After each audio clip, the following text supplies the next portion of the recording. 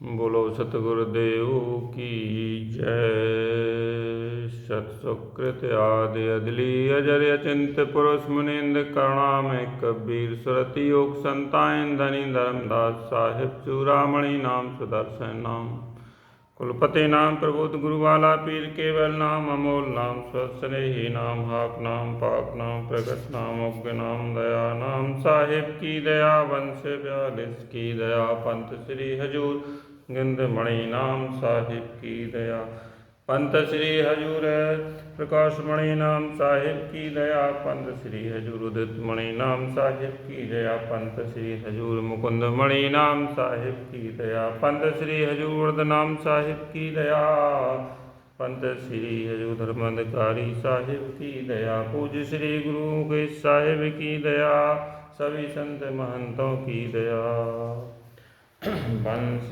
व्यालिस की दया।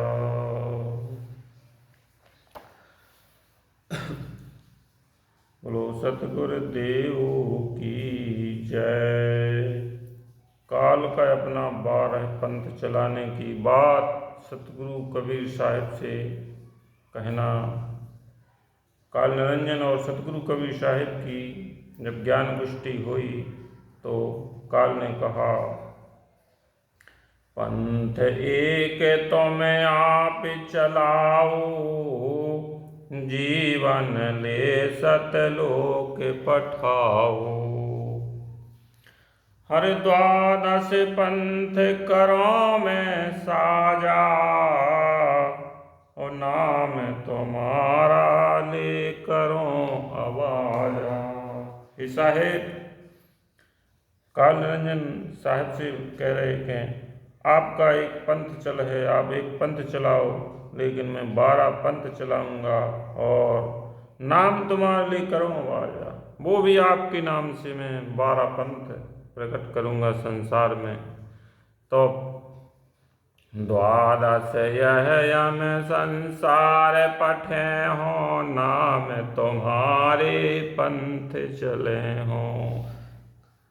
काल पुरुष सतगुरु कबीर साहब से कह रहे हैं कि 12 पंथ इस संसार में 12 यमदूत संसार में भेजेंगे और वे काल के दूत आपके नाम से पंथ चलाएंगे और नाम तुम्हारे पंथ चले हैं।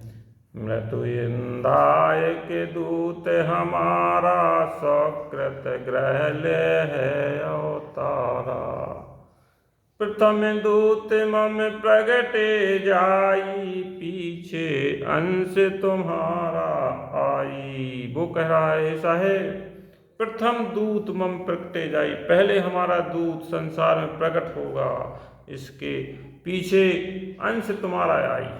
प्रथम दूत मम प्रगटे जाई, पीछे अंश तुम्हारा आई। पीछे अंश सतगुरु कबीर साहब आपके जाएंगे, पहले तो हमारा दूत प्रकट हो जाएगा और पूरे संसार में काल की भक्ति का प्रचार प्रसार फैल जाएगा और वो भी आपके नाम से। द्वादश पंथ जियो जो ऐसे, हमरे सुख मुख आन समय हैं। जितने जो 12 पंथ में जितने भी हंस 12 पंथ को पकड़ेंगे, 12 पंथ में जुड़ेंगे, 12 पंथ के चक्कर में जो रहेंगे, फंदे में जो फंस जाएंगे, वो हमरे मुख आन समेंगे, काल पुरुष के मुख में समा जाएंगे। यानी वो सतलोक नहीं जा सकते हैं, वो यहीं 84 के चक्कर काटते रहेंगे। एत के बेनती करो बनाई, कीजिए कृपा देव बगसाई। काल पुरुष सतगुरु कबीर साहब से विनती कर रहा है और वरदान मांग रहा है कि हे साहब, इतना हमें आशीर्वाद दे दो कि पहले अंश भवसागर में हमारा जाएगा, इसके पीछे आप अपने अंशों को भेजना, जिससे इतनी हमें बख्श दो। तब सतगुरु कबीर साहब इस प्रकार से काल पुरुष 12 पंथ चलाने की बात कह रहा है और साहब कह रहे हैं कि हे काल पुरुष, तुम देखो मैं भी अपना पंथ चलाऊंगा और मेरा एक पंथ जरूर चलेगा, लेकिन आपके 12 पंथ सब क्षीण हो जाएंगे जब हमारे ज्ञान का गोला चलेगा। 4 गुरु ने जैसी के हमारा, तेने की छाप चले संसारा। अरे काल पुरुष, 4 गुरु हम संसार में भेजेंगे और उनकी छाप पूरे संसार, पूरे भवसागर में चलेगी। और बंस ब्याल से बचन हमारा, तेने ते मोक्त हुए संसार। वंश 42 हमारा वचन है, जो वंश 42 होगा वो हमारा वचन है, तिनते मुक्त हो संसार। सदगुरु कवि साहब स्पष्ट कह रहे हैं कि वंश 42 वचन हमारा, तिनते मुक्त हुए संसारा।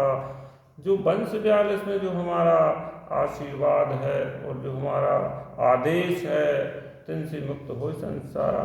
संसार के जीव वंश 42 से ही मुक्त होंगे। आप चाहे 12 नहीं 18 पंथ चला लो, कुछ नहीं होने वाला है।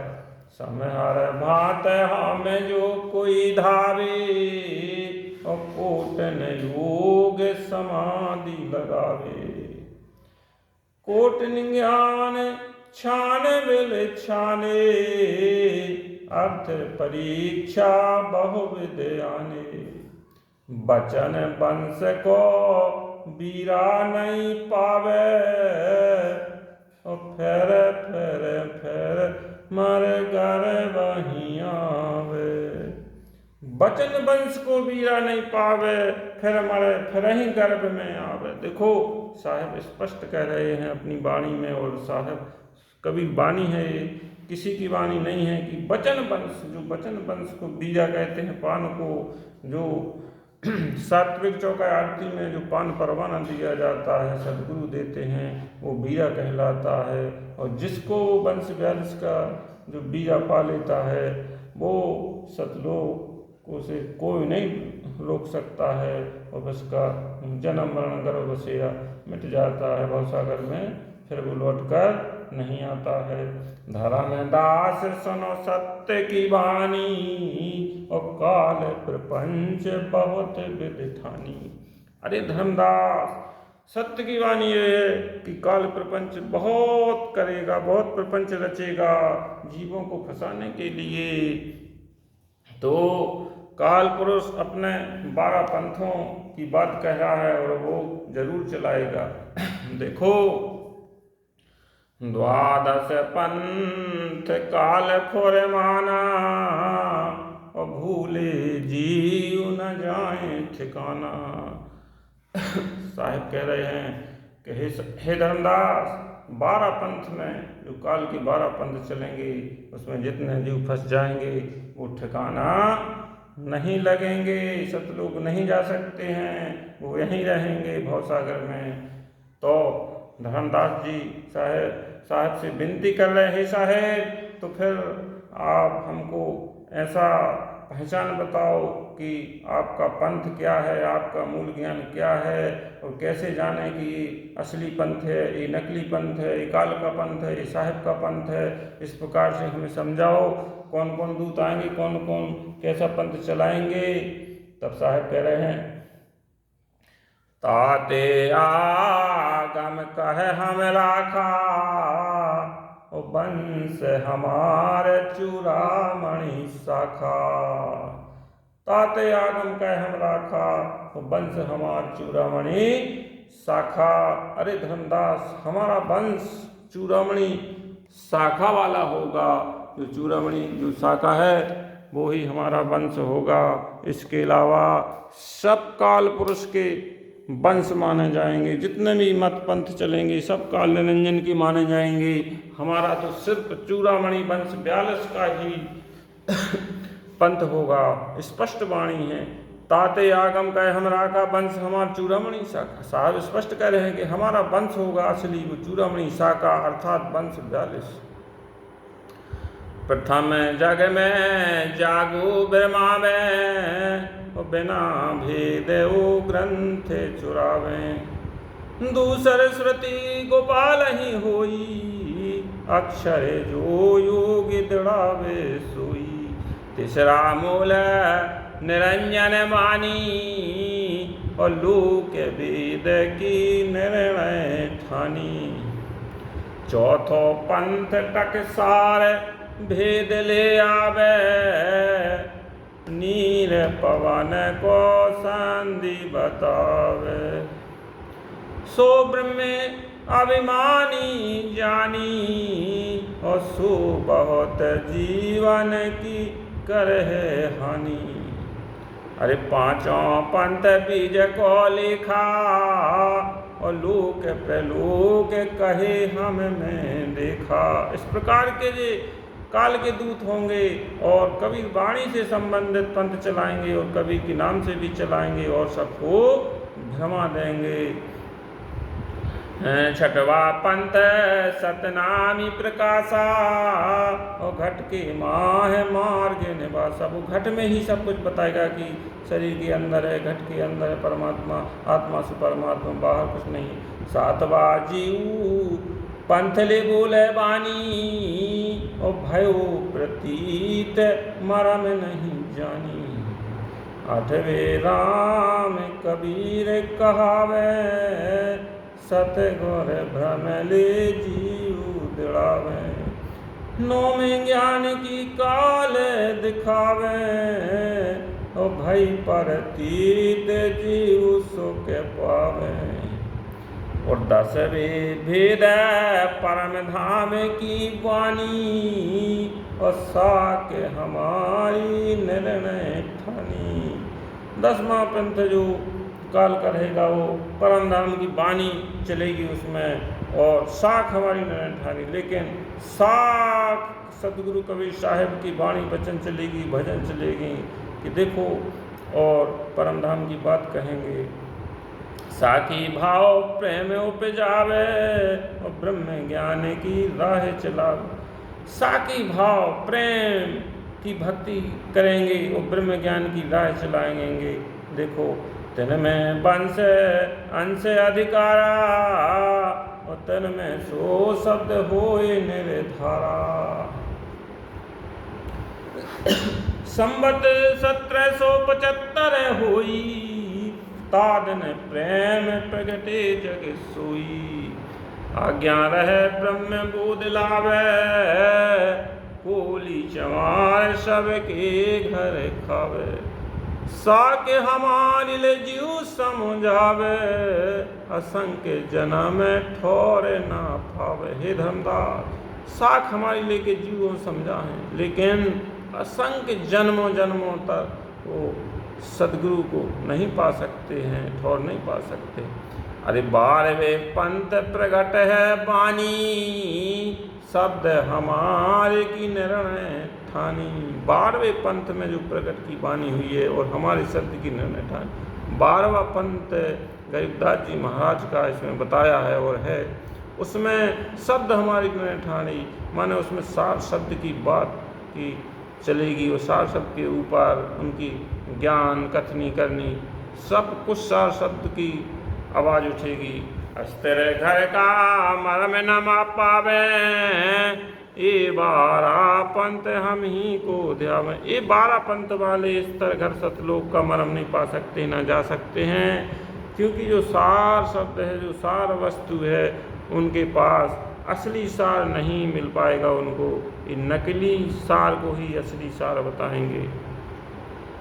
अब देखो 12वें पंथ हम ही चले आवे सब पथ मिटे कही पंथ चलावे। साहब कह रहे हैं कि 12वें पंथ हम ही चलावे सब पथ में तो एक पंथ चलावे। साहब कह रहे हैं भैया जब 12वें पंथ के बाद हम ही चले आवे, जब 12 पंथ काल के चल जाएंगे तब हम स्वयं आएंगे और सारे पंथों को मेट कर एक पंथ चलाएंगे। और जब तक जब लग बूदा पूरी चमारा और फेरी तुम्हें बोधो राज दरबारा। प्रथम चरण कल अगनी लाना तग मंग हर मांडों में दाना। धर्म राय से मांडों बाजी और तब धर बूदो पंडित काजी। बामन वीर कबीर कहाऊं, भव सागर सो जीव मुक्ताऊं। हे धर्मदास, मैं कहता हूँ बावन वीर कबीर कहाऊं, भव सागर से जीव मुक्ता हूँ। लेकिन मेरा वचन है कि मैं भवसागर से जो मेरे अंश होंगे मैं उनको मुक्ता लूँगा, काल से छुड़ा लूँगा। और मैं कलयुग में कब आऊँगा? आज के बाद जब कलयुग 5505 बीत जाएगा। इसका भी प्रमाण दिया है साहब ने। कलयुग के अंत में सतगुरु का आना है और काल निरंजन का भी आना है। तो इसलिए उसने कहा था पहले अंश हमारा जाई और पीछे अंश आपका भाई।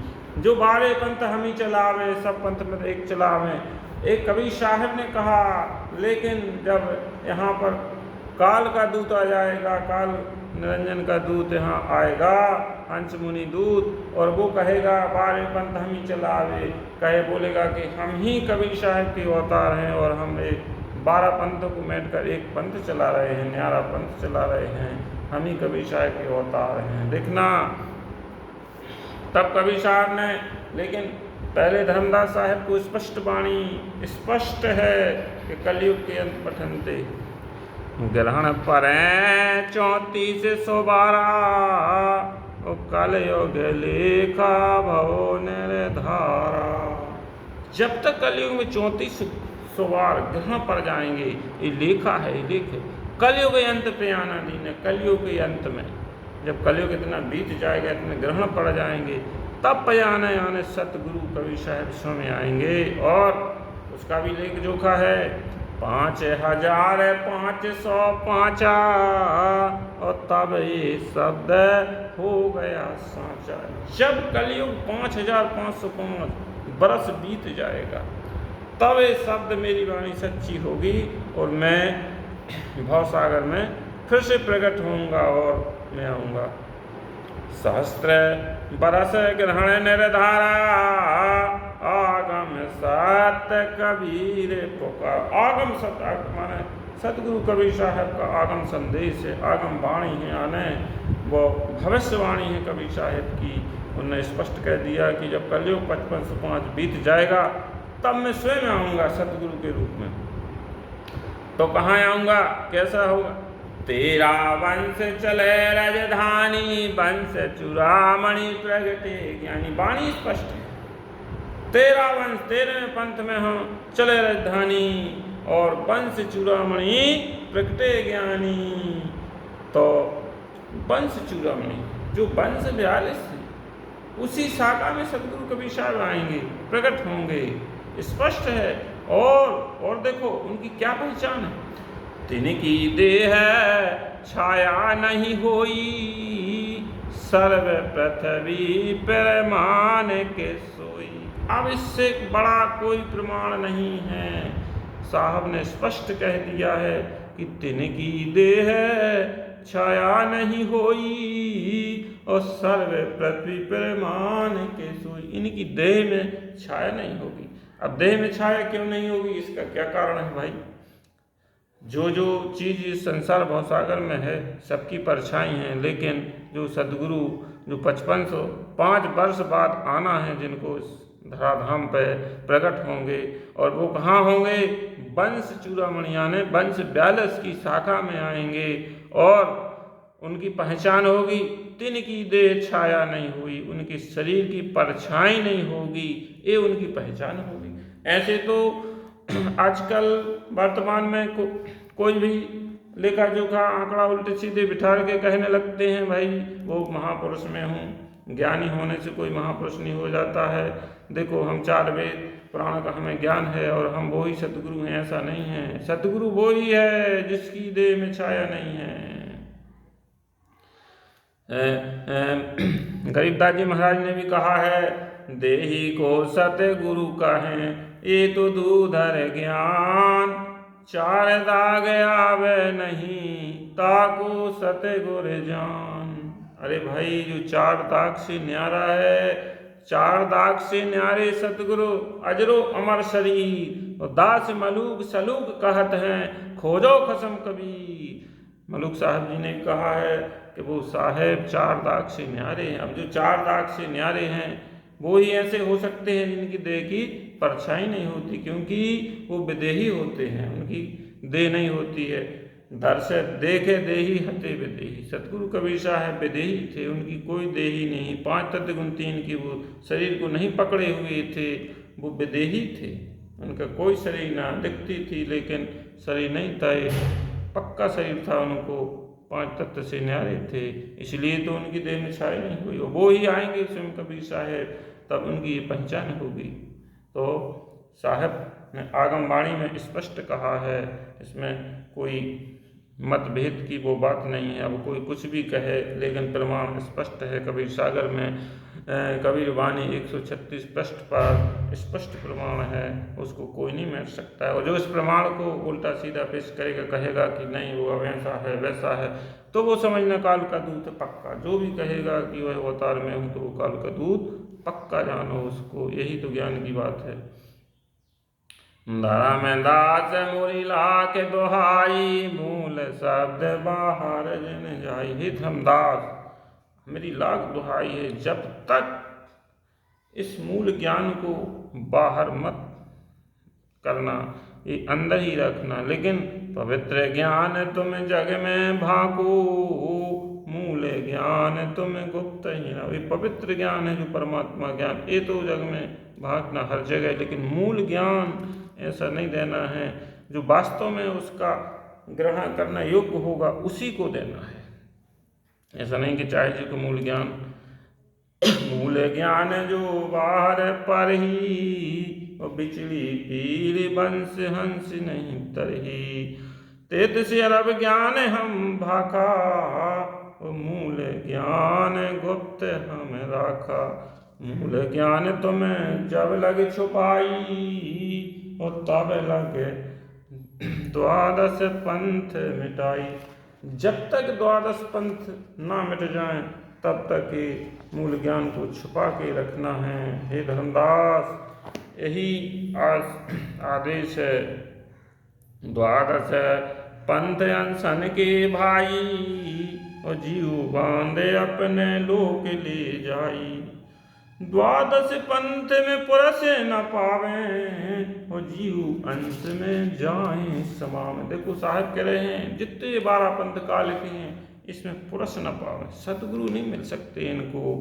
और जीव अंश में जो जाएंगे तो जीव जैसे आए थे वैसे चले जाएंगे, और इसमें उनको सतलोक नहीं मिल सकता है। हे धर्मदास, इस प्रकार से जो भी संत महापुरुष कह रहे हैं कि हम कबीर साहब के अवतार हैं और हमें कबीर साहब ने भेजा है, ये सब गलत बात है। क्योंकि कबीर साहब ने जिसको भेजा है उसकी पहचान, जिसको भेजना है उसकी पहचान साहब स्वयं बता रहे हैं कि तिनकी देह छाया नहीं हुई, सकल सृष्टि प्रमाणिक सोई। उस महापुरुष की छाया नहीं होगी।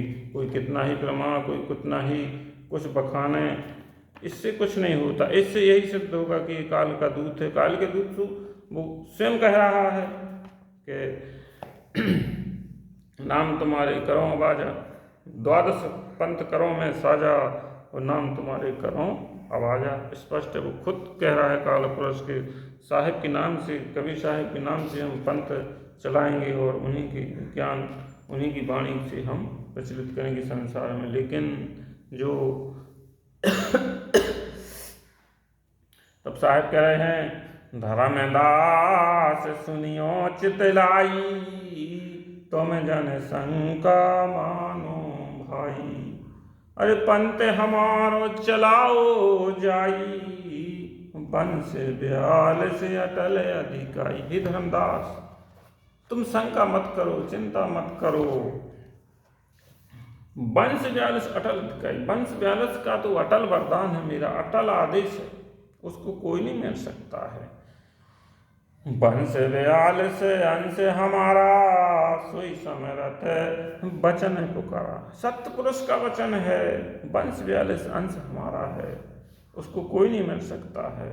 बंस ब्याल से गुरवाई दीना, इतना चर हम तुम्हें को दीना। देखो साहब कह रहे हैं, सतगुरु की वाणी है कि बंस ब्यालिस गुरवाई दीना, हमने गुरवाई सिर्फ बंस ब्यालिस को दी है।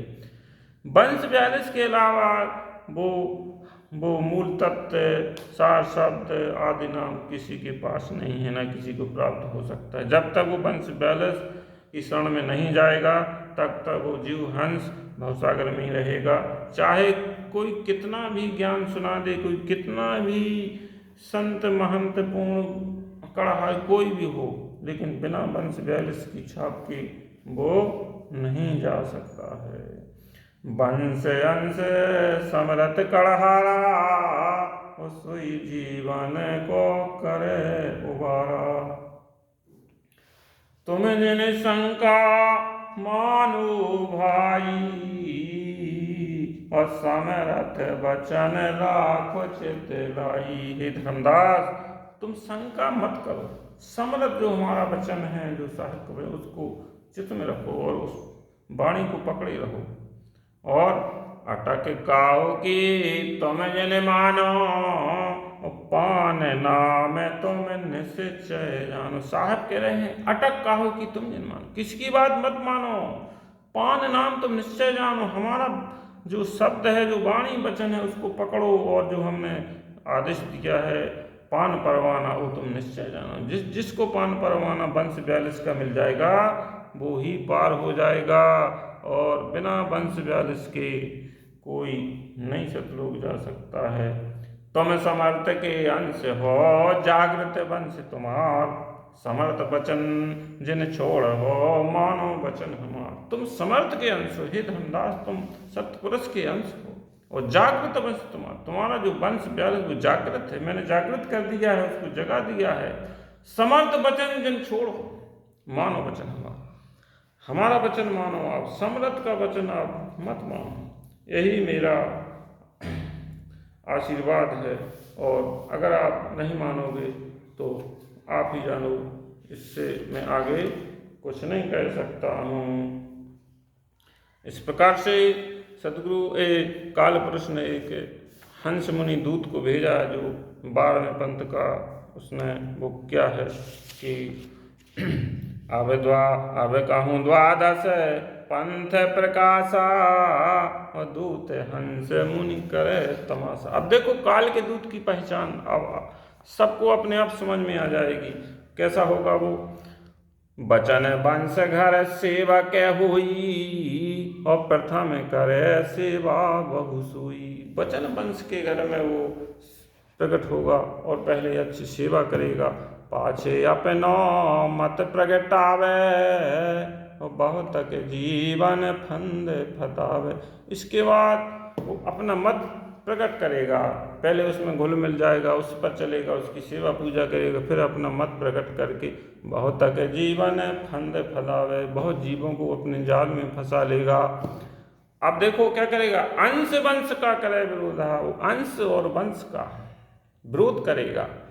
कछु अमान कछु मान प्रबोधा, यह विदयम बाजी लावे, 12 पंथ निज अंश प्रगटावे। इस प्रकार से काल निरंजन बाजी लाएगा, 12 पंथ निज अंश प्रगटाएगा, अपना अंश प्रगटाएगा। काल पुरुष 12 पंथों में दूतों में आएगा, स्वयं आएगा काल पुरुष। फिर आवे फिर जाई, और 12 जग में प्रगटाई। बार आएगा, बार जहाँ जहाँ प्रगट है यम दूता, और जीवन से कह ज्ञान बहुता।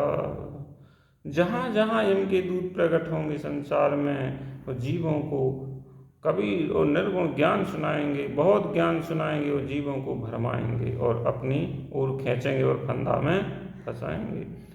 अब देखो, नाम कबीर धरावे आपा, और कथे ज्ञान काया में थापा। वो अपना नाम भी कबीर धरा लेंगे, कहेंगे हम कबीर साहब के अवतार हैं, हमको कबीर साहब ने सत्यपुरुष ने भेजा है और हम संसार में आए हैं, हम ही कबीर हैं, हम ही वो 13वें पंथ के संचालक हैं, हमारे द्वारा 13वां पंथ चल रहा है। जब जब जन्म धर संसारा, प्रकट हुए के पंथ पसारा। जब जब वो संसार में जन्म लेंगे, माता के गर्भ में आएंगे वे, प्रकट हुए के पंथ, और वो प्रकट होके पंथ का प्रसार करेंगे। करामात जीवन बतलावें, जीव भर माए नरक में जावे। करामात बताएंगे, कर्म कांड दिखाएंगे। नाम जपो, सुमरनी लियो, माला जपो, 5 नाम 4 नाम जमाने का अचपा जाप करो, एक कर्म कांड करामात बताएंगे। और जीव भर माए नरक में जाएंगे, कहेंगे हमारे पास सार नाम है, लेकिन उनके पास कोई सार नहीं हो, सार नाम नहीं है, वो सब नकली है। 52 अक्षरी नामों में फंसा देंगे। जितने भी ये करामात 52 अक्षरी जो विद्या है, ये करामात में आती है। तंत्र मंत्र सब झूठ है, मत भरमो कोई। तो इस प्रकार से हंस मुनि दूत जो 12वां दूत है काल का, वो आएगा। और आज वर्तमान में देखो सबको समझ में आ जाएगा कि कौन है वो हंस मुनि दूत और क्या कर रहा है। वो तो स्पष्ट जो जो कबीर साहब की वाणी को जो पढ़ेगा, जो देखेगा, उसको समझ में आएगा। और जो कबीर साहब की वाणी को ना पढ़ेगा ना देखेगा, सिर्फ उन्हीं की किताबों को पढ़ेगा, काल पुरुष की, काल निरंजन की, काल के दूतों की, तो उसको कोई पता नहीं है कि दयाल पुरुष कौन है और काल पुरुष कौन है। काल दयाल की पहचान सिर्फ वही कर सकता है जो कबीर साहब की वाणी को पढ़ेगा और सुनेगा। और जब तक वो कबीर साहब की वाणी को नहीं पढ़ेगा, तब तक वो काल दयाल को नहीं जानेगा। क्योंकि काल निरंजन का ऐसा ज्ञान है कि वो कबीर साहब के नाम से ही सब कुछ बताएगा। इस प्रकार से वर्तमान में जितने भी संत पुरुष पंथ हैं, नाना प्रकार के चल रहे हैं, बड़े सोच समझ कर ग्रहण करो। और उसमें देखो, पहले कबीर साहब की वाणी पढ़ो आप, फिर उस किसी भी संत पुरुष की शरण में जाइए। सतगुरु कबीर साहब का वाणी वचन क्या है, क्या सिद्धांत है, क्या उपदेश है, क्या साहब ने जीवों के लिए क्या कहा है, कहाँ जाने के लिए कहा है। साहब ने स्पष्ट कहा है कि वंश छाप नहीं छले निरंजन। जो वंश 42 की में रहेगा उसको निरंजन छल नहीं सकता है। सतगुरु साहब का ये आदेश है, इसको कोई मैट नहीं सकता है। इसलिए आज ज़्यादा ना कहते हुए साहब के वाणी वचनों से विराम लेते हैं। बोलो सतगुरुदेव की जय।